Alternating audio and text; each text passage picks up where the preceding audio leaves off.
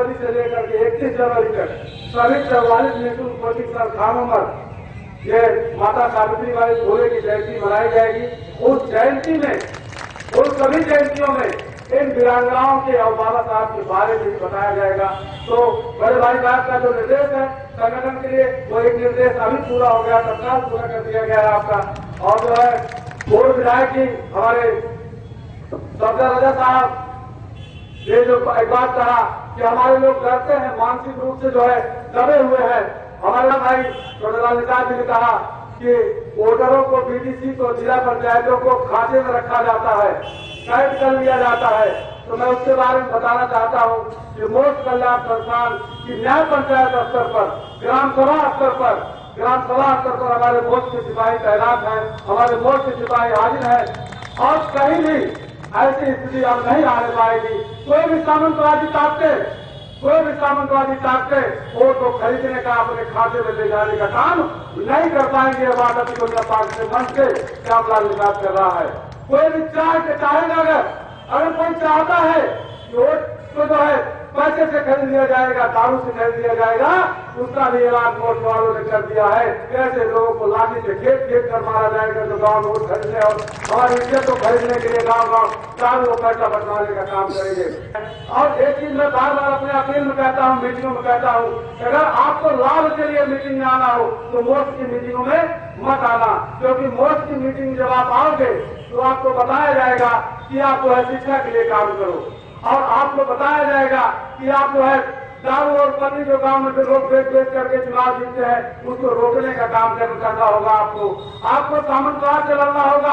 आपको जो लोकतंत्री व्यवस्था जो गजस बन चुकी है, जो लोकतंत्री व्यवस्था जिसको बाबा साहब ने जो आपको राजा बनाने का अधिकार दिया, आपको व्यवस्था परिवर्तन का अधिकार दिया, उसको आज जो गजस बना दिया गया लोगों द्वारा, उस व्यवस्था को बदलने के लिए, उस लोकतंत्री व्यवस्था को फिर से कायम करने के लिए, और लोकतंत्र के नाम पर जो गजस चल रहा है, आप लोग सब जान रहे हैं, पंचायत चुनाव नजदीक है, दारू और जो है मुर्गी जो है कटना शुरू हो गई है, समोसा दुकान कटना शुरू हो गया है।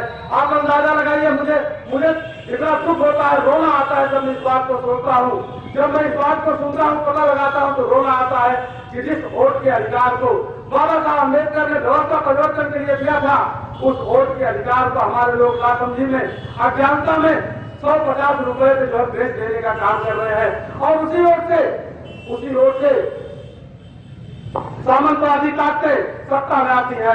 यहाँ तक ये देखा जा रहा है कि अगर कुछ सीट अगर रिजर्व हो गई तो अपना आदमी जितवाने का काम करते हैं, लेकिन अब ऐसा नहीं होने पाएगा। आने वाले पंचायत चुनाव में सुल्तानपुर में हम कर पाएंगे कि नहीं कर पाएंगे, लेकिन सच्चे लोकतंत्र कायम करने की नींव हम लोग रखना चाहते हैं सुल्तानपुर में। और गांव हमारे कार्यकर्ता, हमारे साथी, वोट के साथी ये बात जन जागरूकता का अभियान चलाने का काम करेंगे।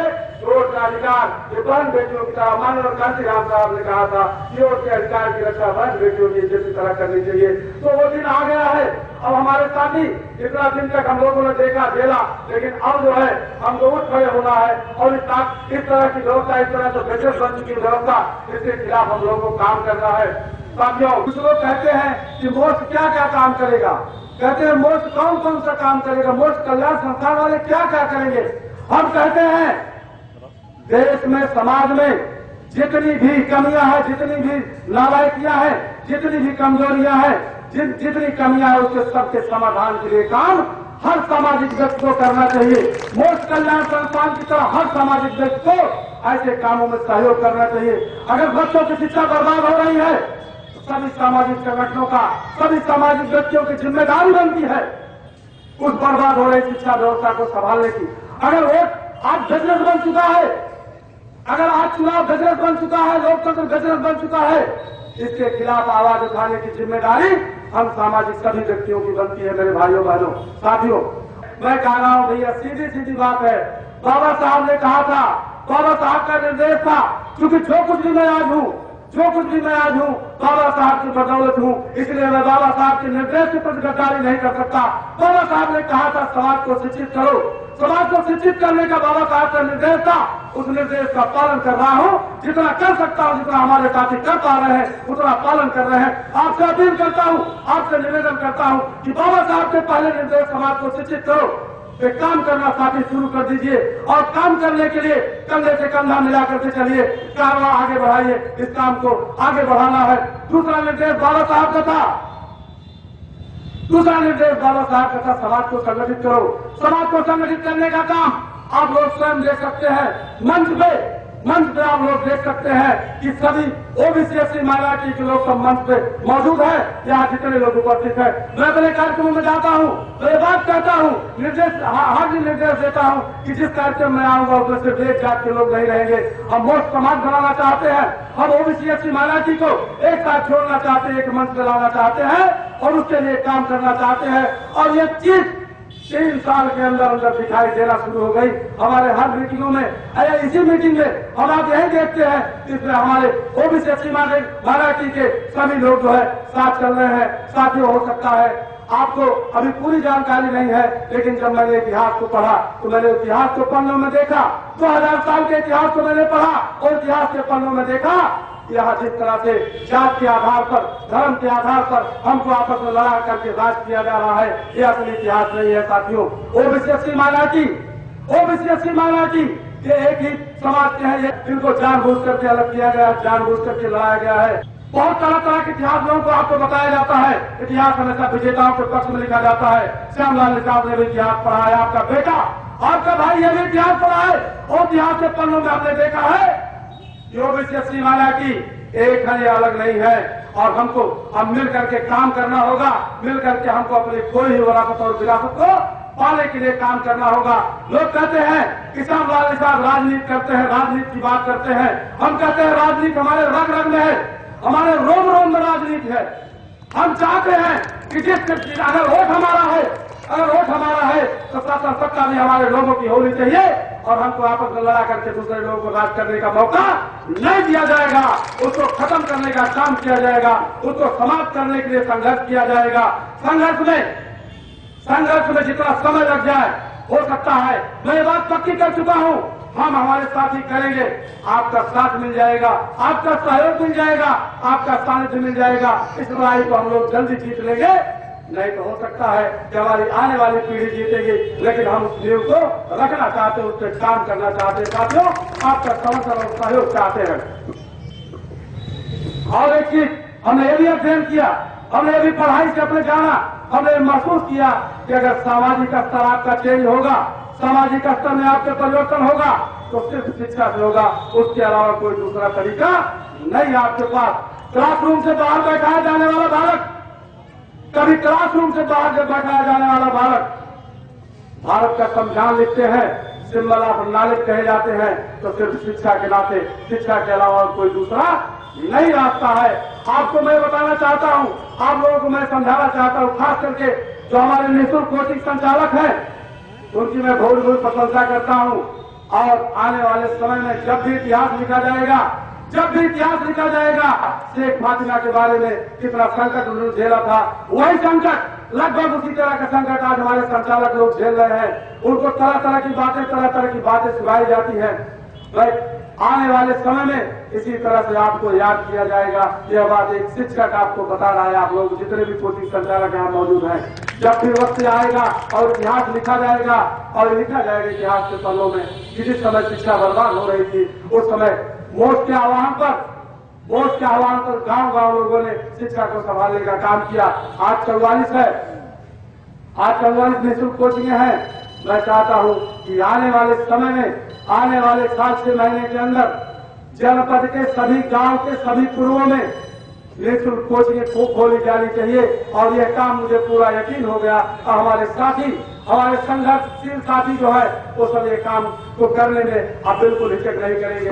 बिल्कुल बहुत फास्ट आप लोग काम करिए, क्योंकि जो कुछ भी होगा, मैं आपको बता दूं, श्यामलाल निषाद अगर चेंज हुआ है अफसर में, अगर भाई 4 वर्ण होते हैं, ब्राह्मण क्षत्रिय वैश्य शूद्र, तो शूद्र वर्ण में हमारा जन्म हुआ है और शूद्र वर्ण का हमको काम करना चाहिए। लेकिन शिक्षा एक ऐसा शब्द है कि मैं जो है टीचिंग का काम करता हूँ, पढ़ाने का काम करता हूँ, ज्ञान देने का काम करता हूँ। मेरे भाइयों, ये क्यों, कहाँ से संभव हुआ? सिर्फ शिक्षा से संभव हुआ। ये बात मैं आपको स्पष्ट कर देना चाहता हूँ। हमारे लोगों ने सब कुछ किया, क्या नहीं किया हमारे लोगों ने? तब किया, जब किया, हवन किया, पूजा पाठ किया, सब कुछ किया, लेकिन आपकी दशा में सुधार नहीं हुआ, आपके स्तर में सुधार नहीं हुआ। मैं कहता हूं मेरे भाइयों, जिस दिन आप शिक्षा की तरफ, जिस दिन आप शिक्षा की बात को समझ जाओगे, आप ये जान जाओगे, आपके दिमाग में बात बैठ जाएगी कि शिक्षा से ही सामाजिक स्तर में परिवर्तन हो सकता है। और उसके लिए हम लोग लगे हुए हैं। और आज अभी जो भी कुछ लोगों की झिझक है, कुछ लोग पार्टियों में काम करते हैं, उनको झिझक लगती है, पार्टी उनको पार्टी वाले निकाल देंगे। मैं आज ये भी आप लोगों से बता देना चाहता हूं, कह देना चाहता हूं कि अगर जिस पार्टी में आप लगे हो, उस पार्टी वालों से पूछ लेना कि भैया आप अपना काम बता दो, क्यों हमको निकालना चाहते हो, क्यों हटाना चाहते हो, पार्टी कौन सा काम कर रही है समाज को। अगर शिक्षा सबसे जरूरी है, अगर शिक्षा सबसे जरूरी है, तो शिक्षा पे कितना काम राजनीतिक दल कर रहे हैं। अगर राजनीतिक दल नहीं कर रहे हैं, अगर हम लोग कर रहे हैं, सामाजिक संगठन अगर उस काम को कर रहा है, उसको रोकने का काम न किया जाए, बाधा उसमें पैदा करने का काम न किया जाए। संगठन को हम गांव-गांव इसलिए निर्माण करना चाहते हैं, इसलिए तैयार करना चाहते हैं। हमारे परम आदरणीय जमई गुरु जी ने कहा कि लोग बदलते हैं, तब होते हैं, कहीं वोट लेने के लिए इधर उधर बदलते हैं। इसके लिए मोक्ष कल्याण संस्थान ग्राम सभा स्तर पर, न्याय पंचायत स्तर पर हर क्षेत्र में अपने पदाधिकारी नियुक्त किया है। वो बताएंगे, उस गांव के बारे में बताएंगे, उस क्षेत्र के बारे में बताएंगे कि सही कौन है, गलत कौन है, किसका साथ दिया जाना चाहिए, किसका साथ नहीं दिया जाना चाहिए। इसके लिए हम लोगों ने नकारों से सावधान रहने के लिए, नकली लोगों से सावधान रहने के लिए भी हम लोग पूरी व्यवस्था किए हुए हैं। आगे भी करेंगे, आगे करते रहेंगे। और जहां जरूरत पड़ेगी, यही हमारे जो पदाधिकारी हैं, जो निचले स्तर पर, जो पंचायत स्तर पर जो हमने पदाधिकारियों का गठन किया है, यही पदाधिकारी हमको सही जानकारी देंगे। और आने वाले समय में, आने वाले पंचायत चुनाव में मैं आज यहाँ तिकोनिया पार्क से स्पष्ट घोषणा कर देना चाहता हूँ कि जो लोग सामाजिक काम करें, समाज निर्माण का काम करें, ऐसे लोगों को ही चुनाव जितवाइए। कि जो है अभी तक की जो सामाजिक कार्य कर नाम लेते रहे हैं। अभी हमारे पत्रकार बंधुओं ने हमसे पूछा, एक हफ्ता पहले पत्रकार बंधुओं ने पूछा कि गुरुजी आप करना क्या चाहते हो, आप करना क्या चाहते हो। हमने कहा कि मैं सुल्तानपुर से राजनीति की माप बदलना चाहता हूं, राजनीति का पैमाना, राजनीति का तरीका बदलना चाहता हूं।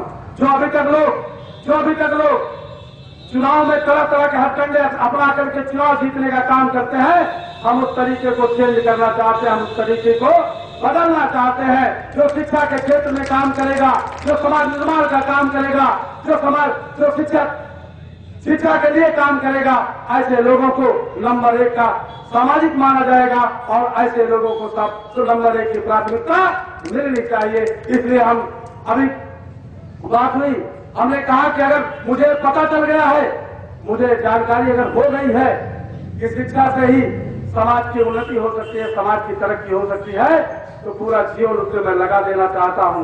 पूरा अपना समय, जितना बचा हुआ समय है, मैं उससे लगा देना चाहता हूं। और आप लोग देखते होंगे, जो सोशल मीडिया को देखते होंगे, रोज कहीं न कहीं कार्यक्रम।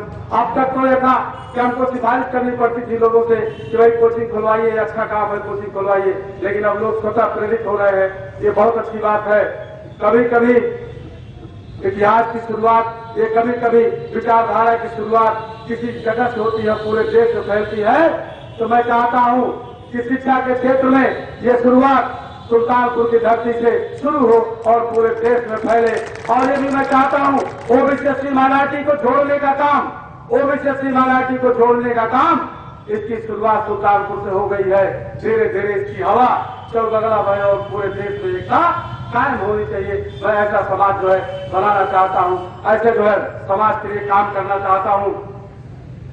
और इसके लिए आपको मैं बार बार अपील करता हूं, आज भी यहां अपील करूंगा कि सामाजिक एकता तभी कायम होगी।